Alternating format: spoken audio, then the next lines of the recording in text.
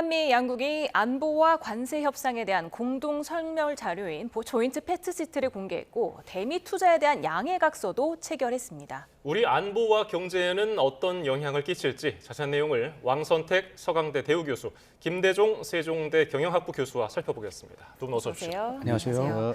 네, 오늘 발표된 내용 중에 어떤 점이 가장 눈에 띄었습니까? 네, 다른 내용은 사실 이미 지난 10월 29일 한미 정상회담 이후에 한국과 미국의 브리핑 등을 통해서 다 알려진 내용이 문서화됐다고 보고요. 좀 제가 놀란 것은 그 우라늄 농축 문제와 또 사용 후 연료봉 재처리 문제는 미국에서 기존에 워낙에 반대하던 사안이라서 트럼프 대통령이 결단을 내린다 해도 어려울 수 있다. 저는 그렇게 생각을 했는데 이번에 포함이 됐습니다. 이것은 어떤 한미 간의 원자력 활용과 관련해서 획기적인 역사적인 전환점이라고 평가할 수 있고요. 그 문구를 보면 대한민국이 앞으로 이제 그동안 원자력 사용과 관련해서 굉장히 고민스러웠던 내용이 일단 풀려나갈 수 있는 첫 번째 큰 문제가 해결이 됐다 이렇게 말씀드리겠습니다. 예, 김대종 교수께서는 경제 측면에서 어떤 게 가장 눈에 띄셨습니까? 우리 대한민국은 무역 의존도가 75%입니다. 전 세계에서 두 번째로 높습니다. 한국은 수출과 수입으로 먹고 사는 나라다 이렇게 볼 수 있습니다. 작년 말 기준으로 우리 대한민국은 전 세계 1,000조를 수출했고 900조를 수입했습니다. 작년에 무역 흑자가 한 100조 원 정도 났는데요. 작년에 한 80조 정도가 다 미국에서 발생했습니다. 우리 대한민국은 미국에 수출하는 품목이 자동차가 제일 큽니다. 자동차 부품, 석유화학, 반도체 순으로 우리는 미국에 많이 수출하고 있습니다. 이재명 대통령은 안보와 경제를 다 미국의 중심으로 전환하겠다고 했습니다. 우리가 지금까지 안미 경중, 안보는 미국에, 경제는 중국에 더 많이 가까웠었는데 앞으로는 미국의 안보와 경제를 더 밀착하겠다 이렇게 얘기했습니다. 대한민국은 전체 수출의 한 33%가 중국과 홍콩, 전체 수출의 20%가 미국, 6%가 일본입니다. 우리 대한민국은 미국과 더 경제적으로도 더 밀착하게 됐다. 우리가 한미 통상 협상에서 15%를 이번에 문서화하게 되었고 우리가 법안을 제출하는 날부터 이제 11월부터 소급해서 적용이 된다. 우리가 교역을 많이 하는 한국으로서는 잘 협정이 됐다 이렇게 볼 수 있습니다. 네, 아까 말씀해주신 그 농축 우라늄이 이제 핵 잠수함 연료로 쓰일 거잖아요. 네. 이거를 확보하려면 그게 두 가지 있습니다. 두 가지. 핵 추진 잠수함에서 사용하는 그런 문제가 있고 그거 말고 원자력 발전소에서 사용하는 그 핵연료라는 부분이 지금 두 가지가 지금 동시에 들어가 있는데 두 가지는 다른 맥락의 얘기입니다. 네, 그 농축 우라늄 확보가 일단은 미국 의회의 승인을 받아야 되지 않습니까? 미국 의회 승인뿐만 아니라 다양한 절차가 필요합니다. 그렇지만 그중에서도 가장 중요한 것은 역시 미국 대통령의 결단입니다. 그 결단 부분이 확정이 됐고 그 결단하는 것을 공식 발표하는 부분 이전에 국무부라든가 에너지부라든가 국방부에서 충분히 토의가 있었을 것으로 생각이 되고요. 그런 부분이 있다면 미 의회도 지금 현재까지는 미 공화당이 다수당이고 트럼프 대통령의 영향력이 있기 때문에 이미 상당히 중요한 절차는 상당히 넘어갔다. 좀 이렇게 판단하고 있습니다. 예, 그러면 미국 정부, 트럼프 입장에서는 어떤 자기들의 이익 때문에 우리에게 그걸 승인했을까요? 그건 계산하기가 쉽지는 않지만 지금 이번에 한국과 한미 두 정상의 협상은 포괄적인 협상입니다. 관세, 통상이라고 하는 큰 틀의 부분이 있고 안보 현대화라고 하는 동맹 현대화라고 하는 또 큰 부분이 있습니다. 거기 또 산업 발전이라고 하는 또 그런 또 부분도 있고요. 그런 차원에서 트럼프 대통령이 굉장히 중시하는 부분은 미국의 유권자들을 위해서 동맹국들에게 돈을 많이 받아냈다라고 선전하는 부분이 가장 큽니다. 정치적인 수요가 있는 거죠. 그런 상황 속에서 사실 협상하면서 한국 쪽에서는 좀 스트레스가 좀 있었지만 그것들을 굉장히 어려운 협상을 통해서 상업적인 합리성이 존재하는 그런 상황 속에서 투자로 만들어내고 그 와중에 안보 측면에서 산업 측면에서 그동안 우리가 수건 사업으로 여겨졌던 몇 가지들을 미국으로 또 받아냈다. 이렇게 정리할 수 있겠습니다. 네, 우리나라에서 핵 추진 잠수함이 건조되면 그리고 또 미군함의 국내 건조도 가능해진다면 어떤 경제 효과를 볼 수 있을까요? 우리가 보통 제조업은 한 10억 원 매출이 일어나면 한 10명 정도 일자리를 만들어냅니다. 우리 대한민국은 조선업 분야에서 세계 최고입니다. 특히 특수선 분야라든지 이런 군함 제조에서도 세계 최고의 경쟁력을 가지고 있습니다. 대한민국은 현재 방위 산업 수주고가 한 100조 원 정도 됩니다. 전 세계에서 두 번째로 많습니다. 미국이 세계 1위의 방위 산업 국가이고 2위가 현재 수주고 기준으로는 세계 2위까지 올라와 있습니다. 이번에 미국의 군함이라든지 이런 것을 유지하고 수선하는 MRO 사업도 유치하게 된다 그러면 대한민국의 일자리를 만들어낼 뿐만 아니라 방위 산업에도 획기적이 될 것이다. 우리가 방위 산업을 평화 산업이라고 볼 수 있습니다. 강력한 국방력도 가지고 산업을 더 일으킨다 그러면 오히려 전쟁을 예방하는 효과가 있습니다. 이런 측면에서 우리 대한민국은 굉장히 좋아졌고 우리 대한민국이 이 방위 산업 조선업 분야는 세계 최고의 기술력과 능력을 가지고 있습니다. 그것을 바로 미국이 인정을 했다 이렇게 볼 수 있습니다. 예. 우리 정부에서는 핵추진 잠수함 건조를 국내에서 하는 것으로 이제 설명을 했는데 공동 설명 자료에는 구체적으로 언제 어디서 만든다는 것을 명시하지 않았거든요. 이거는 계속해서 협의가 필요한 부분인가요? 그 부분에 대해서 논란이 있는데 사실 논란이 생산적인 논란은 아니라고 생각을 합니다.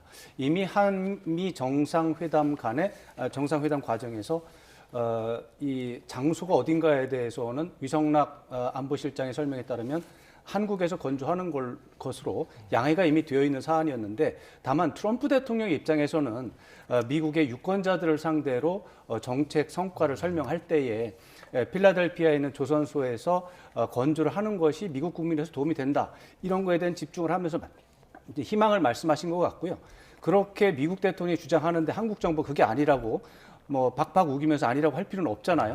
그렇기 때문에 미국 대통령을 좀 배려하는 차원에서 소극적인 입장으로 했지만 필라델피아 조선소에서 그 잠수함을 만들 수 있는 물리적인 조건이 안 돼 있는 거죠. 그러니까 단기적으로 트럼프 대통령의 입장을 살려주는 선에서 한국 정부가 소극적으로 대하다 보니 이런 비생산적인 토론이 벌어졌다고 생각을 하고요. 결국에는 핵추진 잠수함입니다. 원자력 추진 잠수함이라고 하는 것은 한국에서 건조되는 것 이외에 다른 옵션은 없다. 이렇게 볼 수 있겠습니다. 네. 그리고 우리가 또 미국산 무기를 구매를 하고 주한미군에 포괄적 지원을 하는데 거액을 쓰기로 했고요. 또 국방비에도 많이 증액을 하겠다고 밝혔는데 이 부분은 어떻게 보십니까? 저는 우리 지금 현재 트럼프 대통령이 가장 원하는 것은 전 세계가 스스로 나라를 지키라는 겁니다. GDP의 5%까지 국방비를 좀 지출해달라 이렇게 얘기하고 있습니다. 우리 대한민국은 2025년 기준으로 전체 국가 GDP의 2.3%를 지금 지출하고 있는데요. 이번에 주한미군의 유지비라든지 앞으로 미국으로부터 약 한 40조 원, 정확하게는 37조 원의 무기를 사주기로 했습니다. 이렇게 포함한다 그러면 앞으로 우리나라는 전체 GDP의 3.5%까지 늘어나게 됩니다. 2026년도 국가 예산이 한 728조 원인데요.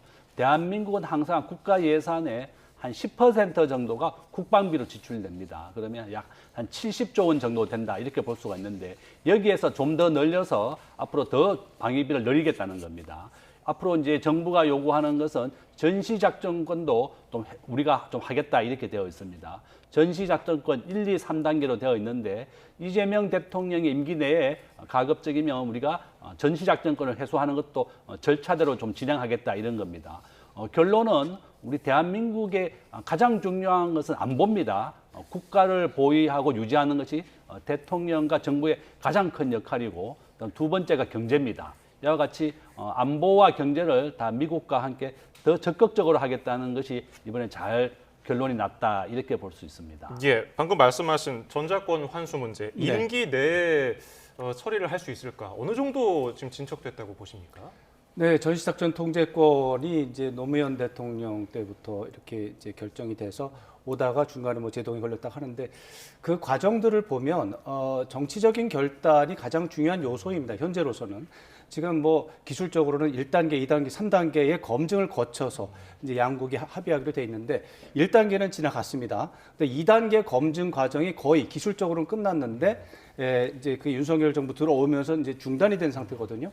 그래서 2단계 검증은 사실상 기술적으로는 거의 종료 단계에 있다고 보고 그것을 이제 검증이 완료되는 것은 정치적인 결단에 달려 있고 3단계의 경우는 이제 조금 더 해봐야 되겠지만 그것은 과거 1단계나 2단계를 볼 때 2, 3년 이내에 검증이 완료되지 않을까라고 기대를 한다면 제가 볼 때 앞으로 3년 이내에 기술적으로는 가능하다 이렇게 말씀드릴 수 있고 이러한 것들은 대통령 차원의 정치적인 결단이 매우 중요한데 이재명 대통령과 트럼프 대통령이 큰 방향에서 합의를 했기 때문에 제가 볼 때는 3년 이내에 가능하다라는 전망을 할 수 있겠습니다. 네. 우리가 지금 내년도 방위비 분담금이 1조 5,192억 원으로 정해져 있는데 이게 달러로 환산하면 연간 약 10억 4천만 달러에 달하거든요. 그런데 지금 주한미군에 330억 달러 상당의 포괄적 지원을 제공하겠다 했습니다. 그러니까 내년도 방위비 분담금이 한 30배에 달하는 내용인데 이게 어떤 내용일까요? 우리가 작년에 미국에 전체 수출을 하게 되면서 앞에서 제가 전체 수출을 대한민국은 20%를 미국에 수출한다 그랬습니다. 그래서 작년에 우리나라가 무역 흑자가 한 100조 원 정도 났는데 이 중에 85조가 미국에서 발생한 겁니다. 그러니까 대한민국은 매년 1000조를 수출하고 900조를 수입하고 이 가운데 900조에 이제 수입되는 것이 대부분이 미국산 석유와 가스, 미국에서 가장 많이 수입을 합니다. 트럼프 대통령의 입장에서 보니까 대한민국은 머니머신이다 이렇게 얘기하고 있습니다.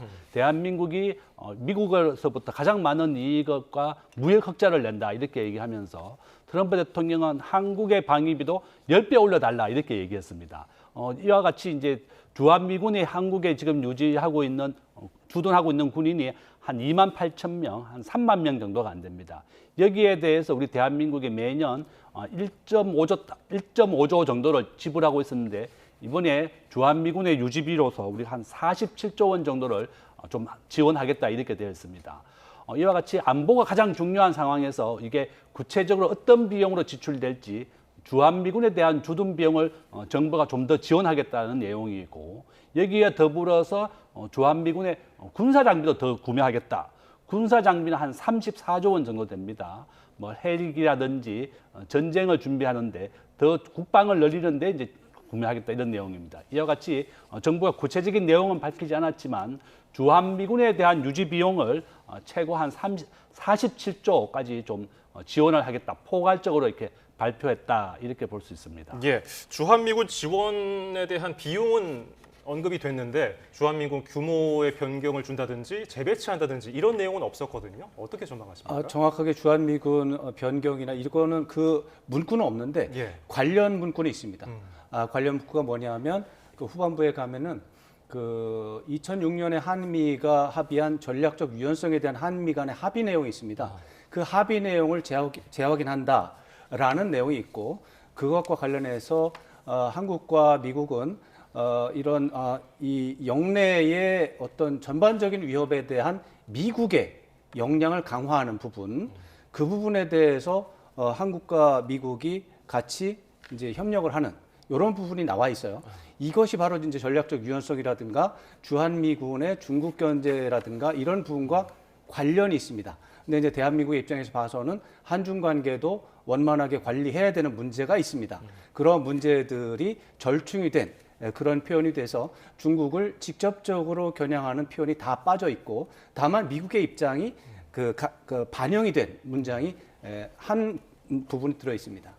네, 오늘 공동 설명 자료를 배포한 이후에 오후에는 또 MOU 서명을 했다 이렇게 밝혔는데 양해각서에 어떤 내용들이 포함됐습니까? 우리가 이게 경제 문제와 안보 문제가 다 포함되어 있습니다. 앞에서 얘기했다시피 우리 대한민국은 전체 무역 협상에서 미국의 직접 투자가 2천억 달러입니다. 매년 200억 달러씩 10년으로 우리가 직접 투자를 하게 되어 있고 또 조선업 분야에 한 1,500억 달러를 투자하게 되어 있습니다.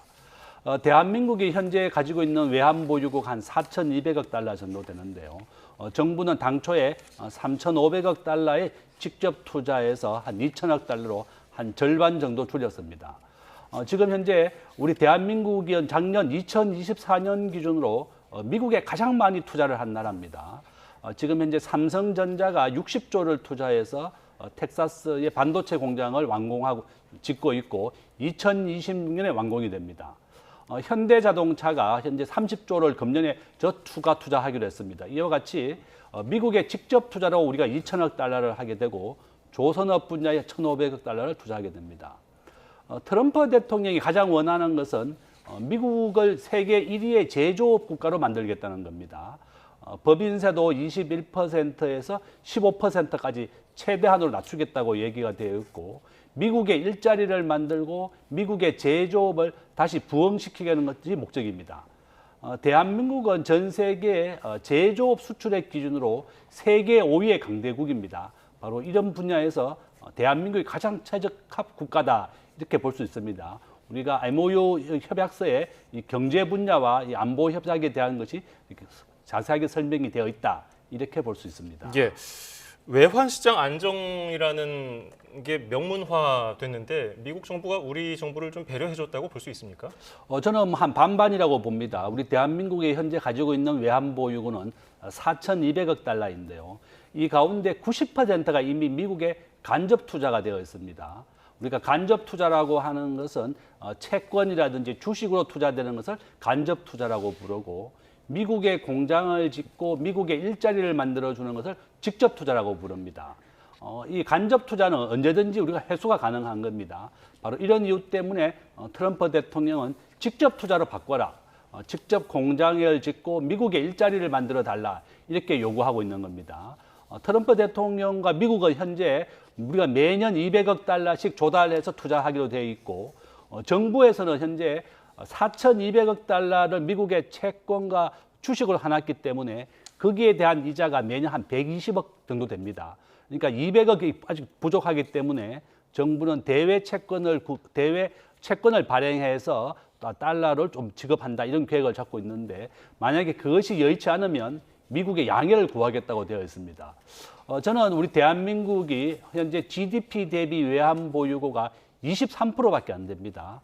우리가 한 최소한 국제결제은행이 한국에 제안한 외환 보유고는 한 9,200억 달러 정도 됩니다. 정부는 이번 기회에 더 많은 외환 보유고를 비축해야 되겠고 1997년도 외환 위기를 겪지 않았던 대만은 국가 GDP의 77%, 80%까지 외환 보유를 가지고 있습니다. 정확하게 대만의 인구는 2천만 명인데 외환 보유고가 6천억 달러 정도 됩니다.